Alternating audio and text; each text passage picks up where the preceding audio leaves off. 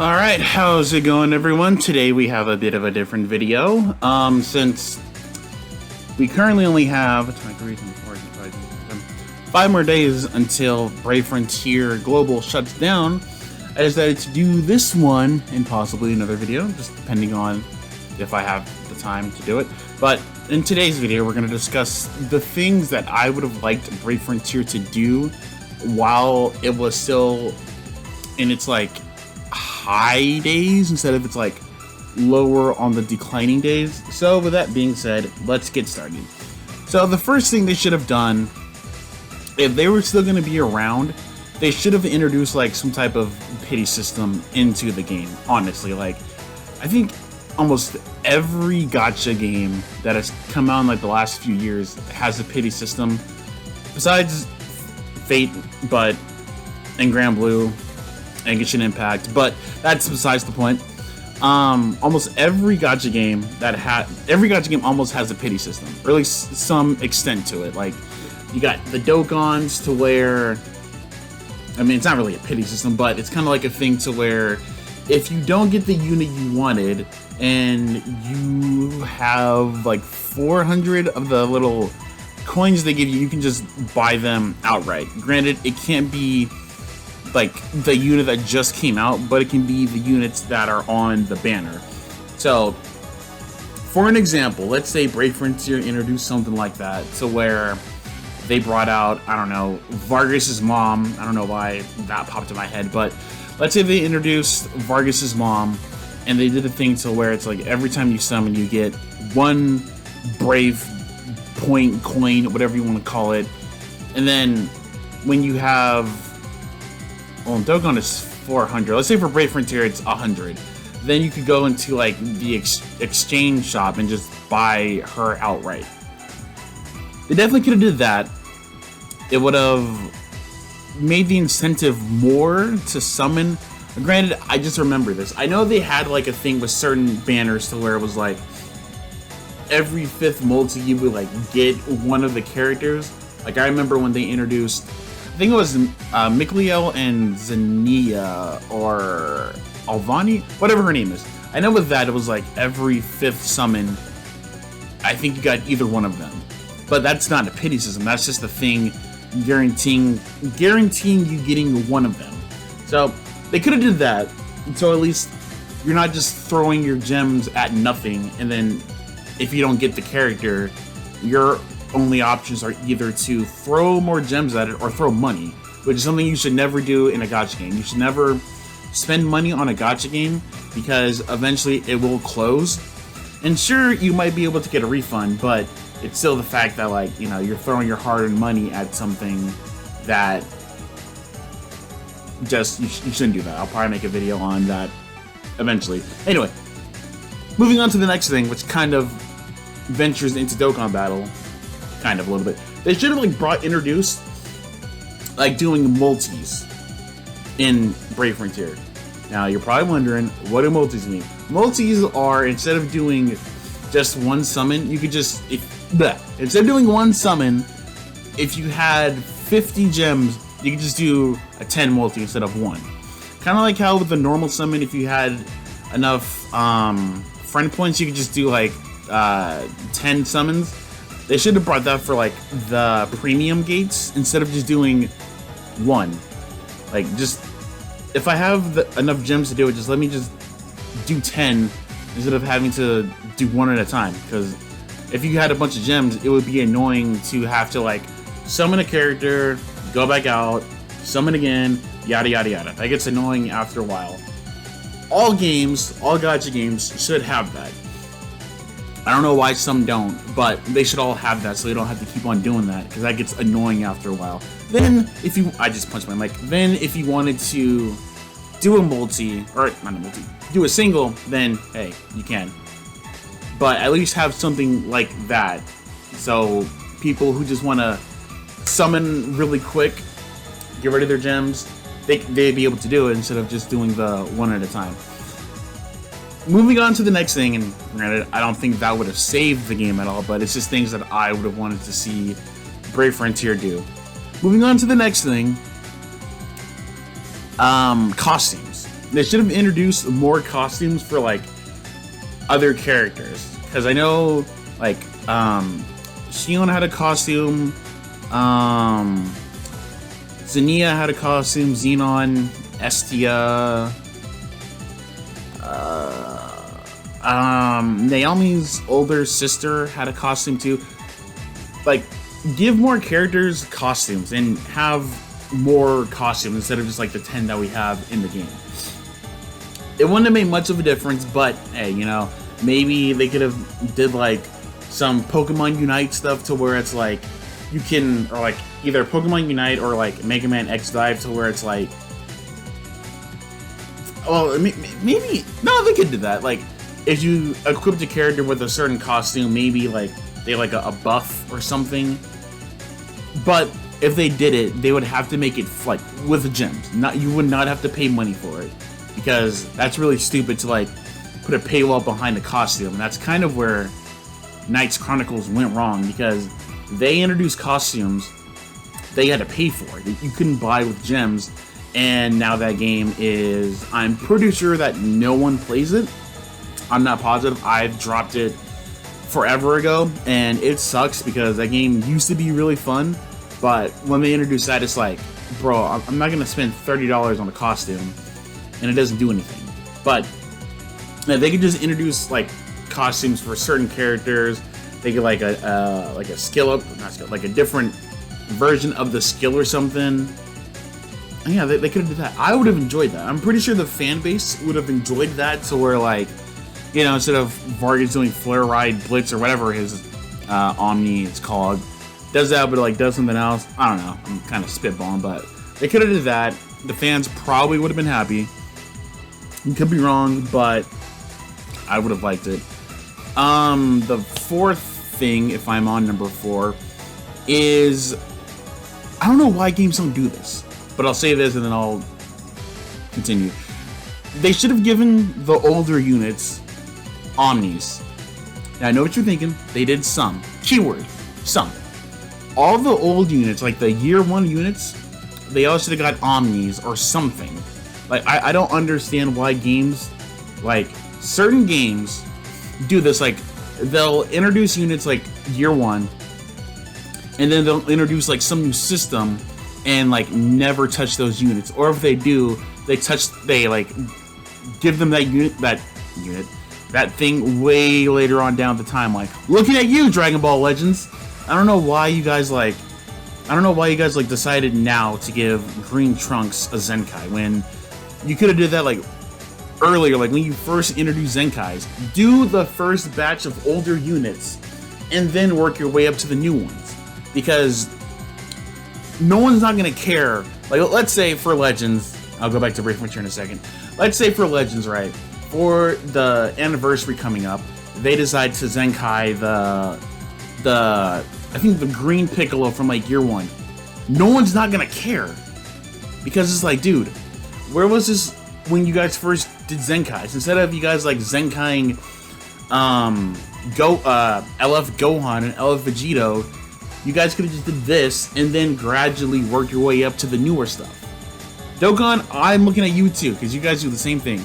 You guys could do like the older units, and then work your way up to the newer ones. But Dokkan is, Dokkan's not really it's kind of a power. No, Dokkan's not really a power creep game because there's no PvP. But anyway, sorry, I went on a tangent. But Brave Frontier could have did that. They could have given Zafu, Douglas, yada yada yada, all the old units Omnis, and then did like the other ones. Because, like I said, in the units who should have got an Omni video, since they didn't get Omnis, no one cared about them. You know how many units I have in my like box that I've collected dust? I have so many of them that should have gotten Omnis or something. But no, they just didn't do that. They gave them their 6 stars or whatever, and then they just forgot about them. I don't understand how game developers' minds work sometimes. But yeah, they should have did that, so at least they would have more longevity instead of being like, oh cool, I pulled Zafu in 2022. Too bad I can't use him because he only has a 6-star. I just don't get it. Moving on to the next thing that they should do in Brave Frontier. I really should have wrote a list, but I didn't. So I'm trying to remember what else I wanted them to do. I remember. The next thing they should have done, once again, this is just me. It could just be something I wanted, but allow units to like go back to like have a costume of their older previous evolutions, if that makes sense. So they could have did that, because for some units their 7 stars or whatever look cool, but then their Omnis don't. So give us a choice of being able to have them in their Omni form, but still have like their 7-star, 6-star skin. I can use Soccer Spirits as an example of this, because in Soccer Spirits, which that game shut down too, RIP Soccer Spirits, you'll be missed. In that game, you were able to evolve characters, but you can make them have their whatever skin, right? It doesn't matter. So they could do that with Brave Frontier, because like Shion's 7-star skin looks really cool. His Omni looks cool too, but his 7-star one looks better. And if you've noticed, I've changed my picture to Shion just because I like him a lot. So yeah, they could have did that. Like I said, I don't know if that would have helped the game survive. It probably wouldn't have, but just like the cosmetic stuff, it would have been good for me. Because usually when I play gacha games, that's usually what I look for, like the cosmetics. Like, I guess I can throw Unison League in here too. They could do that too. A-Team. If you're listening, you can also do that too with like your monsters. Like if you evolve a monster, but you wanted to have its SSR skin, you should be able to do that. I don't know why it wouldn't. I don't think it would be that difficult to do. But anyway, maybe they just don't want to do it because many people don't want it. I cannot tell you, but they could have did that. I would have enjoyed it. The next thing they could have done, they could have done more like Grand Gaia Chronicles. Hold on, not Grand Gaia Chronicles. The I can't remember the name of it. It's like the thing that would come out. No, it's not Grand Gaia Chronicles.